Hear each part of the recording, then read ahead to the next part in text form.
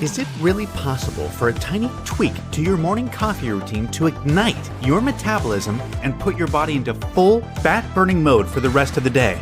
Check out the link in the video description now and transform your morning coffee into a metabolism-boosting super drink. As postal ballots begin landing on doormats around the country, the Scottish Conservatives yesterday issued a plea to voters to help them turn a difficult night for the SNP into a disastrous one. The party is largely focused on a dozen seats across Scotland where it is in a straight fight with the SNP. Latest polling suggests that most of these seats are extremely tight, leading to fears among Conservatives that votes for any of the other pro-union parties in these battlegrounds could result in a nationalist MP taking their seat in the House of Commons. In the second part of a series looking at these key battlegrounds, our Scottish political editor Michael Blackley assesses for constituencies in the south of Scotland where issues such as the Constitution, taxes, roads and rural affairs have dominated and could prove pivotal. Dumfries and Galloway. Many people in Dumfries and Galloway feel like they are living in the forgotten corner of Scotland, far from the attention of SNP ministers in Edinburgh. The problem was summed up when Rural Affairs Secretary Mary Gougen attended an event in Newton Stewart where she was given a presentation about designating Galloway Forest Park as a national park and confessed that she didn't know the area was so rural. It firmed up the view among some of those in the audience that this is an area which has been neglected for too long by the Central Belt-focused SNP government. One of the key issues causing anger in recent years has been the failure to upgrade a series of crucial roads. The A75 runs right through the constituency and also links Scotland to the north of England and Northern Ireland via the Cairnryan ferry. But journeys the length of it from Dumfries to Stranraer are regularly heavily interrupted by delays caused by accidents, overturned lorries, or just the sheer volume of traffic. Calls for upgrades to the A75 to address pinch points and speed up journey times have been considered by the SNP government for years but never delivered.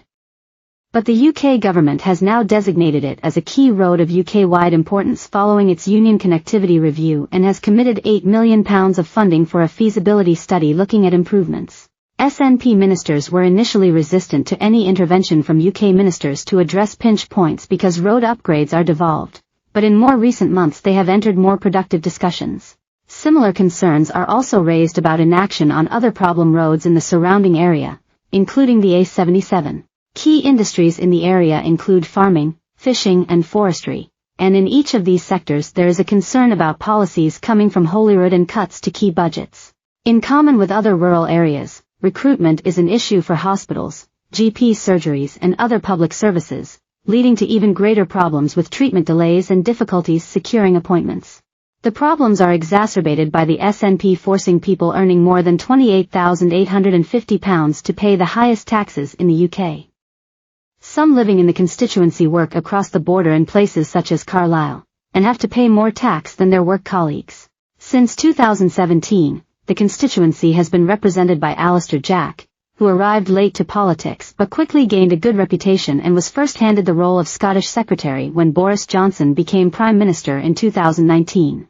After a low-key start in the role, Mr. Jack grew in confidence and latterly gained widespread credit for standing up to the SNP on a series of major issues.